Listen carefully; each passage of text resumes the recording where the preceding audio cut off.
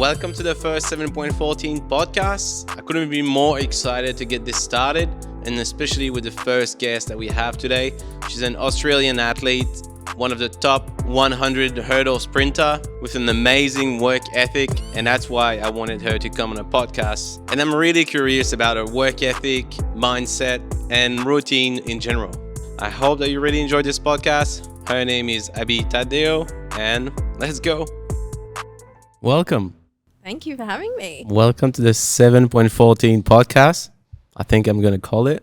Yep. Nothing official so far, but you're my first guest. I'm pumped. Exciting. Why me? I'm curious of the answer that you're gonna give me. Okay. Yeah. And so basically the 7.14 podcast for anyone joining somewhere in the world. I've started this program, which is more of a lifestyle change I want to do with people. And it's all about mental toughness. We love some mental toughness. And not just like a weight loss challenge, more of a mentality change. And I feel like you've got a strong mental game. Yeah. So that's why you're my first guest. Love that. And you run fast. Yes. Trying to run faster, actually. What are you in Australia? Currently third fastest, but ranking wise, I'm eighth fastest in Australian history. So In history? yes, Australian history, not the world. That's still that's fast. Yes, I would like to be faster. I definitely have a little bit more that I need to give to the sport, and I think I'm capable of running a little bit faster. So next couple of years will be fun. So before we get into it, tell me a little bit more about, well, I'd like to know like your routine. Oh, this is interesting. Like this is a long one. So let's say you get up, because I know that do you go to Sydney every day? No, so 4 days at the moment out of the 7 of the week. So there's a lot of travel involved. A lot of podcasts, actually. Really? Yeah, so hopefully I'll be listening to this one. When you're driving. Yes. Sorry. Yep. But you don't live close to Sydney. So it's like I'm in a town called Kiama. So very beautiful down there on the south coast, but it's probably about Can you get closer? Yeah. Yes, sorry. That's okay. It's probably like an hour and 47 minutes from where I need to be in Sydney most days. So are we talking routine like daily, what I would do, or are you talking like routine from Monday to Sunday? 1 day. Let's go for 1 day. 1 day. Like one sort of average day. Okay. For Abbie. Do we want my busiest day? Average day. Not too busy. Okay. All right. So a standard day for me would be I have a morning routine that I'm very strict on. And that's moving forward when we talk in the podcast about successful habits, I definitely think that's a standout for me. But always have my morning routine, waking up, washing my face, making my bed, and having a glass of water before my day even starts. That's up 15 to 20 minutes of that time just to myself. And then whilst I move forward in the morning routine and have a cup of coffee, that's part of the day where I'll schedule out what's happening. Depending on the day, obviously, I have a lot of training sessions varying between 1 to 3 sessions a day. Okay, so would you plan your day? It's funny because everything you're talking about is what this challenge is all about. Yes. Oh, that's but good. so would you plan your day on the day, or would you like revisit your planning that you did for the week? Well, my routine is very structured. So I could tell you off the top of my hat what I'm going to do. But in that morning period, that's more the nitty gritties in terms of like timeframes and stuff that I have to do it. Okay. So I already am preempt of what I need to do the night before. But in terms of that half an hour window to myself, having that coffee in the morning, that's like timeframe stuff to be like, this is the shit that needs to get done. And this needs to be done by the end of the day. Sorry, I'm not sure if I'm allowed to swear. No, that's fine. You can. It's all Just good. the real authentic me. So yeah, that's more so always preempt the night before so I know what needs to be done. But in terms of those specific timeframes, that's what happens in that morning coffee. Cool. And what's after? Sorry, I interrupted you before. What's after the coffee? Yeah, after the coffee. Straight into the day, whether that's work, whether that's training, personal growth, depending on what is. Because you train people too. You've got something coming up, right? Yeah, so I've actually just launched a business, Empower Your Health. Go check it out, guys. There's a little shout out for it. But that's all health and fitness, but also mindset as well. So I've been working alongside my best friend at the moment, which has been about 6 months. So a lot of work's going into that, as well as training clients one-on-one. So there's a lot of prep into that. So post that morning coffee, depending, I might have clients and then I'll move into a training session. Always scheduling in about 4 to 5 meals a day because you can't forget to eat. And then Who's your meal provider? Do you have a sponsor? I do. Live Fit Nutrition. They are the best. They are the best. I love it. Yes, they're so good. Anyway, going back into your routine. Yeah. So yeah, depending on what's next. So usually after the morning coffee, head into a few clients, do some back-to-back clients there. A lot of work on the business, my own training. Always have time for myself, whether that's in the morning or the afternoon, to do some personal growth for myself because I love to challenge myself. So what would give us as an example of a personal growth task, I would say, or I don't know, activity, whatever. Activity that I do. There's a few, but I guess I like things that challenge me. So I'm more of a hands-on type of challenge. So that could be as simple as, standing in a cold shower for 3 minutes, testing my mental strength, things like that. But, That is also on the challenge. Oh, is it? Yeah. There you go. I'm a journaler, love journaling. That's also a bit of personal growth. That's also in the challenge.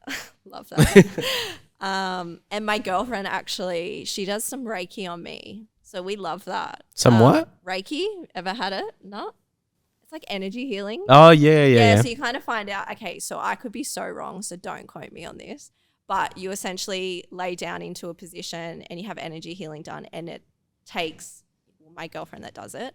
She, draws the attention to where I'm probably holding a lot more of my stress and things like that. So yeah, it's a bit like that. Now, how do you feel when that finish? Do you feel any different? No, exhausted. So I had one sitting with her, and I pretty much, she said, you might be a bit tired. I was like, I got a training session. I'll be fine. Like, it's just on the bike. I literally got off the bed. Sorry. Can you roll forward? I literally got off the bed and I was so exhausted. So interesting. I've never tried it.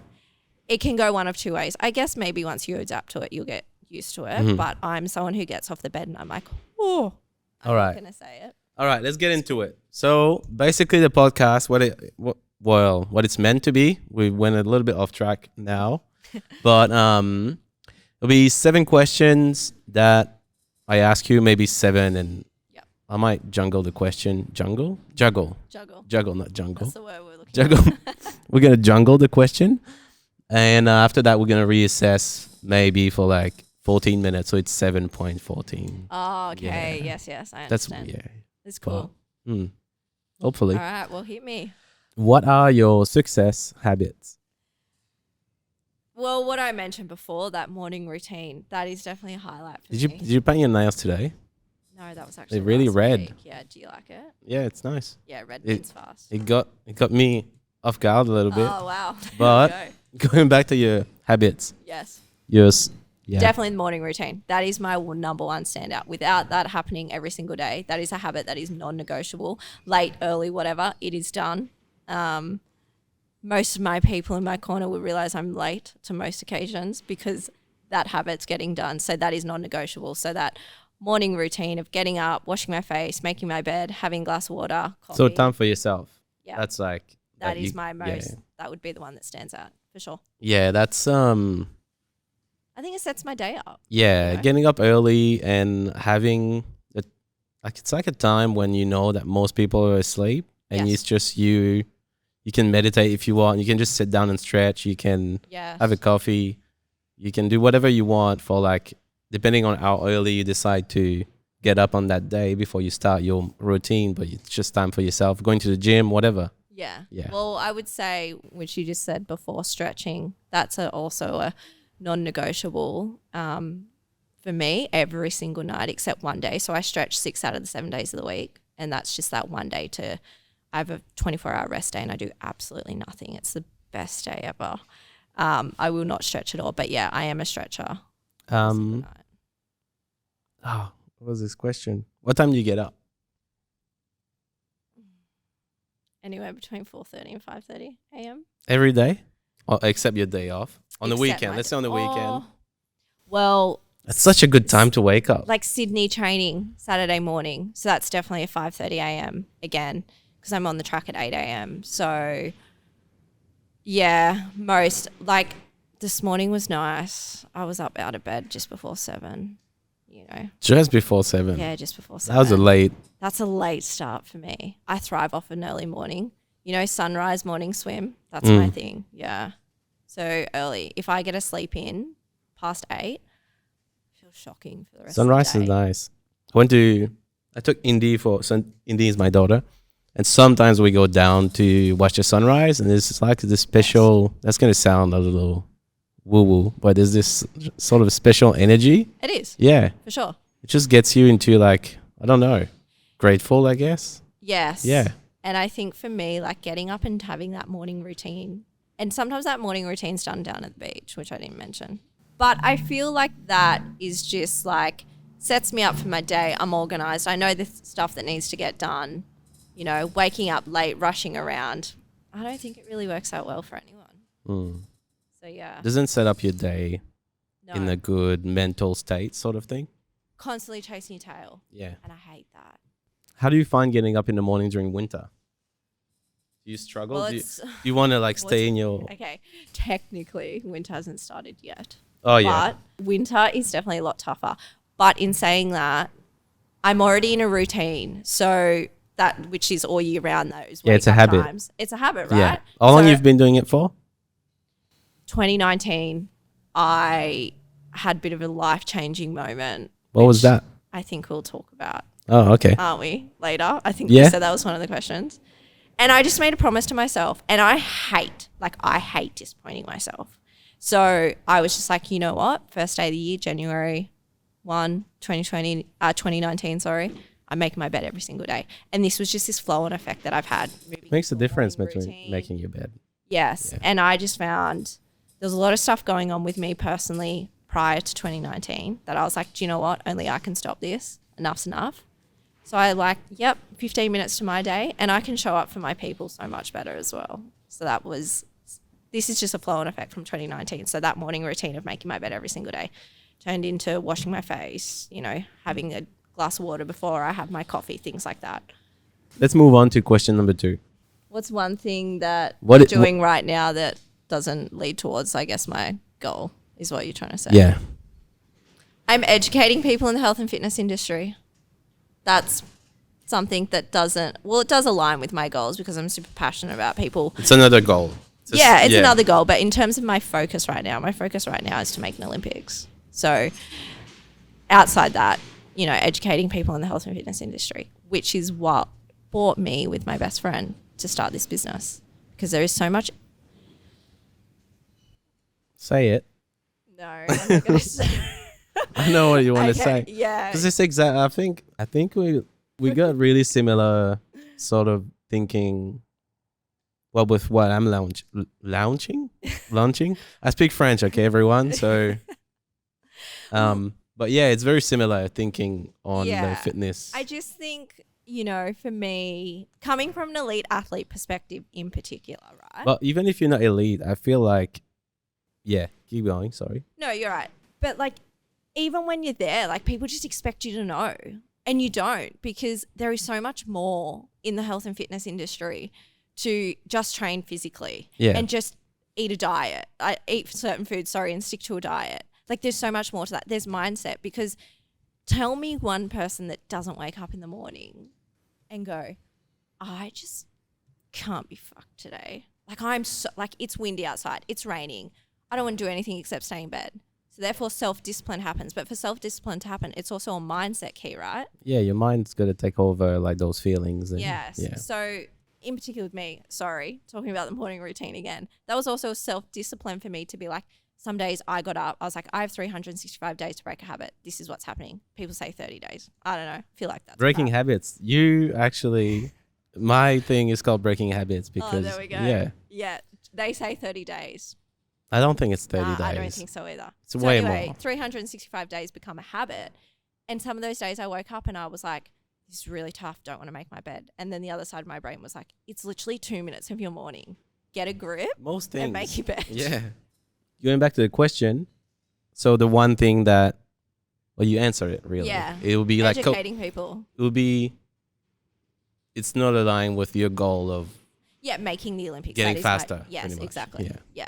It's just educating people, because even with my clients that I have, like, if people can understand that anything that you do in life is a process, I think that, you know, would probably be one of many other key issues. But like that would also be one key element I find of like knowing that educating people, it is a process. We don't wake up in the morning and be like, hey, I'm buying a house. It's happening. We save. It takes time, right? Mm-hmm. It's the same as learning something. That's a good is it analogy? Yeah. Analogy. So yeah, we don't just wake up and go, yeah, that's it. I'm buying a house. Let's go. Here's my $1 million. Buy it. Doesn't happen, right? Things take time. And that's the same with this educating people. It takes time, and people genuinely come to you because they're not feeling confident in themselves and things like that. Again, mindset. Yes, there's training. I can train you and I can train you hard, but I'm here for an hour with you. What are you doing for the other 23 hours of the day? Mm-hmm. So yeah. All right, let's move on. So what would you say to your younger self, like let's say 7 or 14, staying in the 7.14 topic? Yeah. No, I get it. 7, I feel like it's a bit young, but maybe 14 because you're a teenager, you're fully like getting influenced by everything. You are actually at 14. If I think back what I was doing at 14, I was in a relationship. Like, what was I doing? Were you running? Anyway. Yeah, I was. Yeah. Not serious though. Were you fast? Were you running fast? Oh, see this. How did you get into? People say this, hey. Because you're pretty short, right? Are you short for a sprinter? Absolutely. I'm 161 centimeters. Don't ask me in feet. So if people want maybe 5'1", no, 5'2", it'd have to be. Surely it's taller. But I'm 5'4", and it's 167 on a good day. Oh, you're 167. Yeah. Okay. Let's just talk centimeters. 161. I'm short. What I would say to my 14-year-old self is be patient, okay? Patience is virtue. I'm such a true believer now, and I used to always say it, but it never resonated with me. But like, I think the biggest thing for me is that, and anyone, what is meant for you will not miss you. And I'm just a massive believer in that. People can hear that comment and be like, oh yeah, it makes sense, but not necessarily. It's like everything happened for a reason. Exactly. Same thing, right? So what is meant for you will not miss you. So be patient. You know, I'm 28 years old now. So that 14-year-old self, like, as I said, what I was doing at 14 years old, you know, just be patient. Good things take time. One thing anyone can do to make like a 180 in their life. Well, I wouldn't say like one specific thing. I think it's an element of things to be able to have that 180. Because I mean, as you said, you could just go 1, 2, 3. Yeah, let's go. Let's do it. 3, 2, 1. Or 3, 2, 1. Sorry. Like 3, 2, 1 for every action that you think. Let's say getting up, you want to stay in bed, and you just count, and then you get up. Yeah. This is going to sound so cynical of me, but I mean this in the most positive light. Is like facing adversity as well. Like not necessarily just taking the easy option, facing adversity. No, I can't talk. Thank you. Because I think with that is when you do that, it teaches you something along the way, okay? But also to being flexible. And when I say being flexible is being flexible to new information, you know, understanding of what people are trying to say. You might sit with people and things won't resonate with you and you go, okay, whatever. But you might actually learn one thing from one person and then start to take that on through your day, because I feel like that 180. Sort of like be open to. Yeah, be open to new information. The moment you think you know it all, you know nothing. And yeah, so being flexible as well as, you know, I think facing adversity. I'm not saying like put yourself in the shit position all the time by any means, no. But I feel like when something shit does happen, once you do reach eventually that other side, and that might take time, talking about processes, you know, it's one of those things where it's like, well, I've learned something from it. So yeah, facing adversity. I feel like once a day, that's in the challenge too. Yes. Little plug to like once a day, if it's a cold shower. Or my biggest thing is because because I feel like because English is like my second language, I'm really shy to like talk to people. Yeah, okay. Let's say someone new. Yeah. Yeah. Talk to someone, jump in a cold shower, and then it's just they're just two so simple things that I feel like anyone can do every day. Yeah, actually, now I come to think of it, which is also another habit of mine, is not all the time, but most of the time, more times than not, to do something that you hate doing once a day, because that changes your mindset to be able to, you know, tackle things and, you know. What's something that you hate doing every day? Packing the dishwasher. Packing? Oh, you mean unpacking? No, packing. Like Packing the putting dishwasher. your dirty stuff in. Yeah, like, oh, look, it's not too bad. All right, probably unpacking. All right, let's move on to, okay, that's a good one. I feel like this pandemic was pretty hard on the mental of everyone. Oh, yes. And, well, even these days, there's lots of people that going through depression. What would be like how do you push through pain and like, let's say, depression? I don't know if you went through that.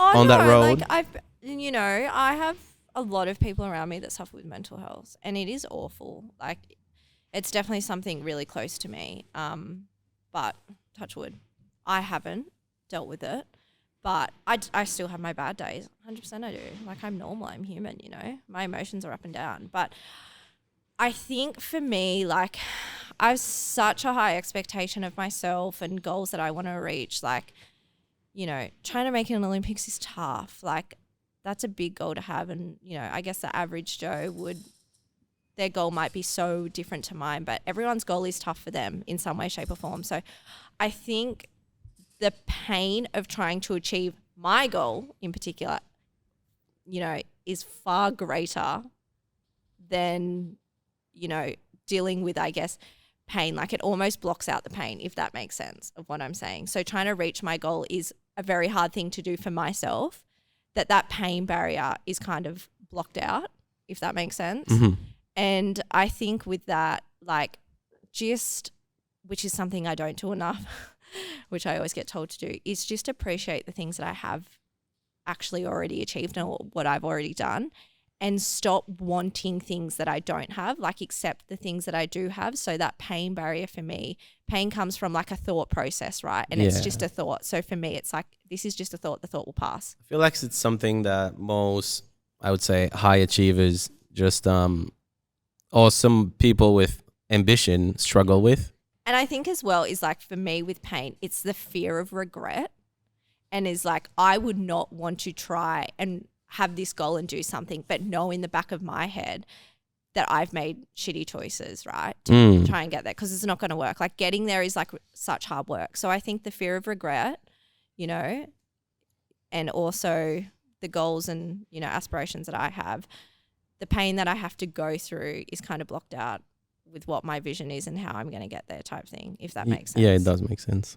But yeah, in terms of like pain, general person, things like that, to push through that, just remember it's just a thought. The thought will pass, and it's whether you have two choices here. You either let it consume you or you don't. Yeah. Right? So, for example, just going to talk about me for a second, which I don't like doing. No, that's okay. But, so I made a video yesterday, but the video was too shit, so I'm not going to post it. But, so I got up yesterday and I was pretty, like, not in a good mental state. Yep. And what I did is I came here and did this, I think this workout's still on the board. Yeah. Just this big ass workout that I know was going to be hard mentally. Yes. So a long ass workout that I know I was going to be like, oh, I'll just stop. Or I'll just do like less reps. And then I just finished it and then I was completely fucked. But I felt so good about it that. Yes. Yeah. And this is the thing which I was actually going to touch on, is I find the more that I can physically push myself, the more mental capacity I have to deal 100%. With an issue, which is what you were yesterday morning, right? Waking up not feeling great. I could do this, I could do that. I'm going to quit. And then that thought, again, just a thought, don't let it consume you, push past it. Because when you do get on the other side, oh my God, you feel so much better. Yeah. So yeah, you know what, coming back to pain and you're not feeling amazing and things like that, well, again, coming back to do something you absolutely hate and you realize it's actually not that bad. So it's funny because it could be like if someone could hear that and be like, what? But once you actually do it, yes, the reward, the feeling that you get is probably one of the best. Let's say you climb, Jesus. Let's say you climb. It's windy here in Wollongong today, guys. Let's say you climb Mount Everest. It's like it's on a small scale of like what I did yesterday or what you do every day. It's the same. Yes. Same sort of feeling that you would get. Oh, absolutely. Yeah. And I think as well, you may still face that day and everything that you do. You're like, oh, I'm choosing a harder option. I'm doing this. I'm implementing the right skills. But it's still hard. That's also okay. And it's also okay to be aware of that. But as long as you're like acknowledging that today is just a hard day. Yesterday, literally woke up. I've had the sorest back. Anyway, not that we need to go into that. But I did the session. I got everything done and did everything I could do. But I still felt shit. But the fact is I still showed up. And then today that's rolled into a fact where I've woken up and I'm like, I feel good. So yeah, I think definitely doing something that sucks helps with that. So basically just show up when you don't feel like it. 100%. Yeah. One book that you recommend reading. Own the Day. Is that what it's called? I don't know. It's so awkward if it's not. But yeah, Own the Day. And this is where this morning routine came from. That book is like changed a lot of perspective in my life. Physically, mentally, emotionally. But yeah, Own the Day. And do you know who? No? No. I wouldn't remember either, to be honest. Like unless it's like. I just don't think about, It's like I love Think and Grow Rich, which is Napoleon Hill. That's the only one. But okay. Because I listened to that. I read the book and I listened to audiobooks like twice. Yeah, okay. Have you heard of Think and Grow Rich? No. It's a classic book. All right, I'm going to have to into like self-growth. Well, see, this is the thing. I will only read books and be interested in listening to podcasts that I guess are going to help me and benefit me in some way, shape or form. That sounds really bad, the way I just worded that. No. But what I'm trying to say is like, just to help me a bit, because again, it comes back to that learning thing. The moment you think you know everything, you know nothing. Yeah. And just implementing little things that people might do. And I give it a shot. 9 times out of 10, doesn't work. Yeah. But I gave it a go. Yeah. So yeah, Own the Day. That is definitely a highlight for me. And also not a reader. It's the only book I've finished. Own the Day. The only book you finished. So what is it about? Is it about like... Actually, no, I have finished another one. Not sure if I'm allowed to swear on this, but The Subtle Art of Not Giving a... Oh yeah, I've got that one too. Yeah. That's cool. I like that too. But yeah, I think this is really awkward if it's not called Own the Day. But that book. It was what it was about. It was what it was about on the day, pretty much. Literally. Yeah. And it talks about food, sex, lifestyle, like everything. And it was just interesting. Even certain foods, like I was like, I'm going to go have coffee this afternoon because I'm tired. And it's like, no, shifted my mindset. And there was like a chapter in there. I'm not sure if you've tried this, but matcha tea. No? I think, I would have it very now energizing, having it. And it takes a replacement of that caffeine. So you're not feeding those endorphins at 4 o'clock in the afternoon, knowing, for me, need to go to bed at 8 o'clock at night, 9 o'clock. Yeah, well. It's not feeding those endorphins. So this matcha tea, just things like that. And I was like, wow, this is a new world. So that's my book. That's my book recommendation. I feel like if you don't read books. If at 3 o'clock, mostly at 3 o'clock, you feel tired. Like most people, even though whatever time you get up, you'd have a time and you basically just need to like meditate or rest for 20 minutes and you'd be fine. Yeah. Like you don't need to put your body through caffeine all over again. Yeah. But also like looking back for me, if I am tired at 3 o'clock, comes back to the question, have I eaten enough today? Have I energized myself and fueled myself enough? So there's a lot of aspects. And drinking water. If I don't drink enough water, I just same. completely get tired. Yeah. So going back to this book, you talk about nutrition. So what you obviously you eat meat. Yes. Sorry for all the vegan. Yeah, I'm sorry. I have a lot of friends that are vegan, veggie. But yes, I'm a big meat eater. Is there so you're around athletes a lot. Yep. Is there lots of vegans? Is there lots of vegetarians or most people? Yeah. Look, Or it's not something you talk about, I guess. No. Are you vegan? It is. Yeah. Yeah. Excuse me. No. No, my small group of girlfriends, I guess a bit ignorant, but haven't gone outside that circle in terms of like track and field, you know. Yeah, but that's fair enough. I've got my people type thing. But one of my girlfriends, and I would arguably say she's, you know, one of the most successful athletes. Who is it? Can you name drop? Yeah, of course I can. Morgan Mitchell. She's, you know, absolute queen. She is vegan and she is like. What does she do? Sorry if I'm 800 meters. She was 400 meter runner, went to Rio Olympics. And that's intense. She also went to Tokyo for the 800. Absolute queen. So that's 2 laps, right? Yes. What would be her fastest time? In the 800 for Morgan. Yeah, do you know? Oh my God, I'm so sorry if I get this wrong. What's two flat is what she's ran. So 2 flat point something. I don't know what the point is, but she is like huge success. She's amazing athlete. But yeah, again, coming back to that. Yeah, she's vegan. I have a number of friends who are vegetarian outside that track and field world. But yeah, I mean, don't really care. I'm not a judgmental person. Whatever works for you, right? Fair enough. I just like meat and I've grown up on it, so yeah. Have you seen Liver King?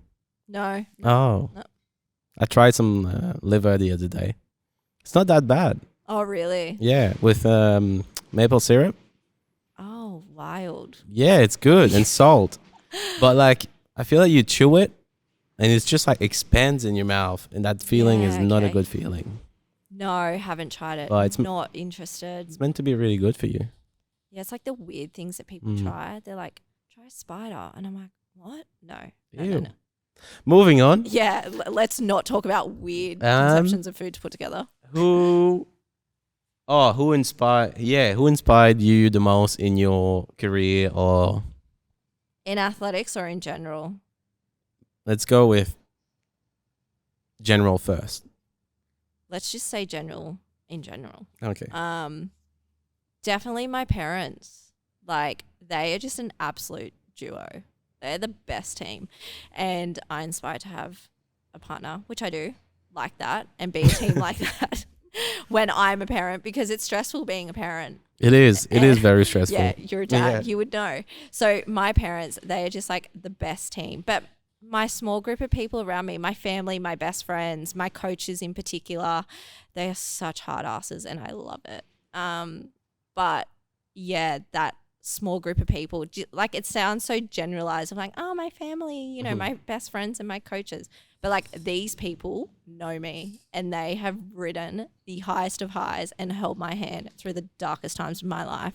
So yeah, you know, they would be definitely the people that have inspired me, because there's probably a group of like 15 or 20 of them, I would say, and every single one of those people bring a different element to the table for me. You know, they fully support you, right? Oh, 100%. Yeah, just like my parents, like, I'm 28, I live at home, love it. Everyone who's friends with me knows I have, like, it's so good at home. And they're like, why would you move out? And I'm like, exactly. Which I will eventually. And I'm planning to. I don't know if this is going to sound, I don't think it's going to sound like anything, but like most athletes don't in your athletes of group of friends, do they live at home mostly? Oh, do you know what? Because it'd be tough to... I'd say 50-50 split. Oh, yeah, like, some do live at home. It just depends on what, you know... I guess relationship you have with your parents. Yeah, relationship you have, right? So a lot of people who have moved out, love being alone and having that time and not having to question, are you going to be home for dinner? You know, things like that. Or because they might be paying an element of board at home. They're like, oh, well, if I have to do that, well, I'm going to move out and I'm also going to have freedom with that. So no, I would say it's 50-50 split. Like, it's not more that move out. Well, not that I'm aware of anyway. So yeah, no. Sorry to all athletes. I love you guys. You all inspire me. You all live at home. No. In my thinking, it's just that, like, if, let's say you would just focus on eating, training, and like not working. Yeah, not worrying about the financial costs. Yeah. That's why I said that. Yeah. No, I think the older I've got, and my partner just bought a house maybe like a year and a half ago. Sorry, Ben, if I got that wrong. But you know, seeing that element of him living out and seeing that freedom he has, like I still get that at home. So What does Ben do? he's PE teacher and a Nice. lifeguard, council lifeguard, not just like your volunteer lifeguard, although he does volunteer lifeguard. But no, he's PE teacher, the most competitive PE teacher I've ever come across. What's PE for? PDHPE, like sport. Yeah. Like Okay, sport sorry. teacher, I just yeah. wanted to make sure I get yeah, it right. Yeah, no, you're right. Yeah, so he's PE teacher, council lifeguard, and also volunteer lifeguard. So yeah, that's his thing. That's cool. In primary school? High school. High school? Oh. Yes. Oh, I wouldn't like that. Yeah, at the moment, wants to move home. Bought a place down here, so he's ready to start the next chapter and live down home. But he won't do that at the moment because He's like, I'm like, you want? No, never mind. So moving on. Ben, the PE teacher. Nah, Yeah. I was like, he's ready to have some babies, some little. Oh my God, the conversation come up. Yeah. We are not there. Not yet. His biggest thing is I have shit that I need to get done, which I am, and I do. So I've got to, you know, I'm realistic. I'm 28. I'm towards the back end of my career. I'm not dumb. But also, I want to start my career. 28 is young. Yeah, it is. Yeah. Absolutely. But also, if I had a kid right now, they'd probably be eating 2-minute noodles Yeah. for dinner. No, so I want to be in a financially better Yeah. position. Yeah, So, that's fair enough. We're just realists. That's well. Everyone says it, have babies. I'm like, yeah. who's this is gonna look intense. after it? I don't know, like people understand that you have a baby. It's for like the rest of your life. Yes. It's not just like And it's not this, the first 5 years they go to school. oh No. no. Okay, I'm 28, living at home still. Like, Yeah, but you know what? I'd love that. Let's say for Indy, she does whatever she wants to do. Hopefully, she takes photos and make videos. But I'm not gonna push her in that direction at all. yeah.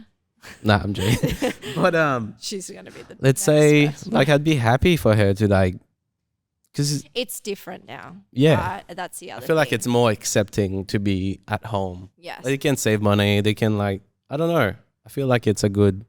Yeah, Yeah. no. I agree. And I think the biggest thing that COVID has taught anyone is, it's been so shit, don't get me wrong, but it's also been so beautiful on the other end of things of like, people are finding their passion and people are doing stuff that they actually love instead of working that 9-to-5 job and making things work. Because the thing of that is, yeah, you go and take a pay cut and you're not working that 9-to-5 or whatever because you want to go start a business, and that's really tough to do. Like, I'm so aware of that. Sorry. You know, I'm very aware of that. I'm in the midst of doing that right now. But the thing is, I make it work anyway, you know. Okay, I might be not having as much money working a 9-to-5, but at the moment starting off a business, I know the potential of what it can reach. Yeah, 100%. And it's long term. It's process driven, right? Again, Yeah, things don't yeah. happen overnight. So yeah. Yeah. Anyway, so okay. that's been also, I think, yes, COVID's been shit, but also a beautiful thing that people are actually following their passion and working out what they really want. We were in a lockdown, we're at home, people are twiddling their thumbs. What am I going to do? People found passions and hobbies and yeah, it's pretty cool. So before we finish, so Wow, you we're talk about singing. before your family and they were your inspiration. You said that they help you into your darkest Moments. moments. So I don't know if you want to get into that, but what, like, first of all, how did you like get through your darkest moment, and like what was it? We'll keep this surface level because this will just It go open a can. yeah. But I actually had a death in my family. So that was through suicide, and that opened my world up. I did a 360. And Is that when you read on the day? Or? No, I think I was in a battle for a lot longer than I thought I was in. This is getting really deep. So Yeah. no, it's fine. No, I love talking. Yeah, when you said about- there was a death in my family, I was like, oh, yeah, okay. that's not what I was thinking. And do you know what? Everyone goes through it. Like, Yeah, it's life. yeah, and like, that's life. That's what I happens. don't know why it's so awkward to talk about Yeah. it. Like, no. like you said it, and I went like, you know that feeling that you get all warm. You're like, oh shit. no, that's fine. So I think talking about that book, Yeah. I actually started reading it in 2018. And then I started implementing, and then that was probably towards the back end of the year after I'd finished the season. and we had an early season. I went off to Bali with my best friend, had such a wild time. It was so fun. And then I came back and was like, no, seriously, like, what do you want to do? Like, what's going on? So I started reading this book, and that's what implemented my habits and all that from 2019 moving forward. But I read that book in 2018, and you saying, did I read that when I was going through my toughest time? It's funny because that happened 2015. And through that What happened in 2015?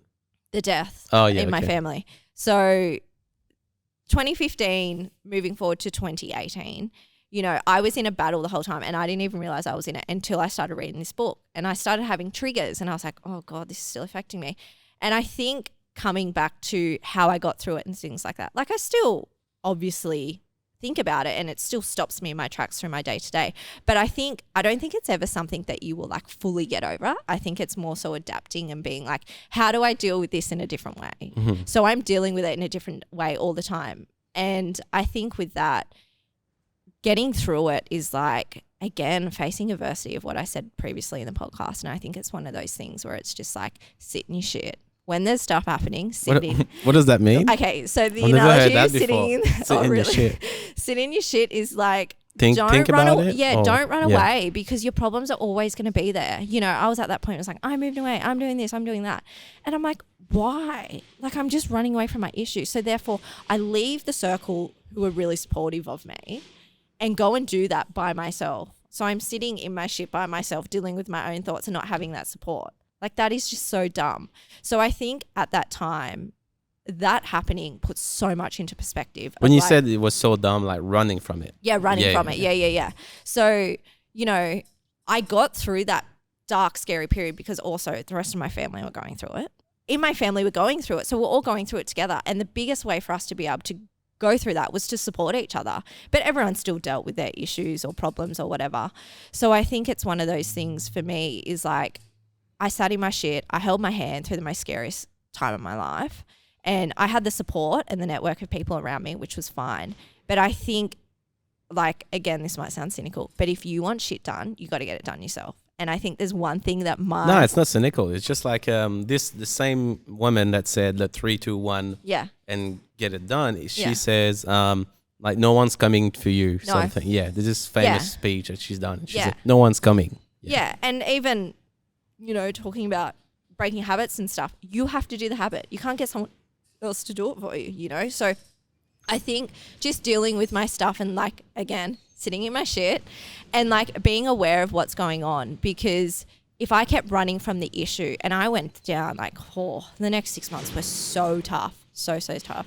That wind is really going for it, isn't it? At that door. And yeah, just having that support of my family, but also when I was sitting in my shit is like getting stuff done for myself, because ultimately my mum had to go back to work. My dad, you know, was working, and it actually came from my dad, and he was like, which is something I live by every single day, if you want shit done, do it yourself. You cannot rely on anyone. And I don't rely on anyone. I have people in my life now that I was going through that time and I was like, I probably was leaning on them a little bit too much or relying on them to help me feel better. But the reality of that is only you can make yourself feel better, and people in your life need to be able to enhance that.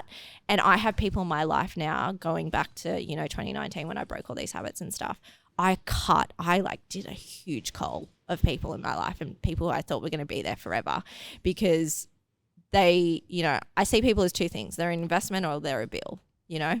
And again, cynical. I had a thought process, and I'm going to zoom on my face when you said that. I was like, oh, yeah. You know, and I went through, I was like, are you an investment? Are you a bill? And a lot of people were bills. And, you know, the people I have in my life are an investment in the sense of, like, they bring something to the table. That's so good, because I feel like so if you talk about an investment, like they're going to be there forever. Yes. Like for a long time. And you can go back and forth and see, like, talk to them, or like literally. Yeah, and they're still going to be there. Yeah. And I think at the end of the day too, the day that I do get married and stuff, and look at every single person in that room on my behalf that I've invited, you know, I'm obviously not going to know everyone on my partner's behalf, but, you know, on my behalf of, like, these people have been there since day one. And yeah, and maybe that's just something of getting older and things like that, where you just, like, cut the crap. Like, if you're there, you're there, and if you're not, you're not. So yeah, that's a long story put short. yeah, that was kind of the dark time I went through and how I got through it, sitting in my shit and dealing Well- with behaviors and stuff that was going on. Thanks for sharing that. We talk about life. Yeah. It's good. Anyway, thanks for coming. Thank you. Off to Sydney. Thank you. That's okay. I hope you enjoy my first conversation podcast that I had with Abbie. I had a great time asking her a few questions. If you have any feedback, questions, or comments, please leave them below. Like anything in life, there's always room for improvement. And the easiest way to get better is by getting some feedback on what is done. So I hope to see you back next week. And have a great day. See you soon.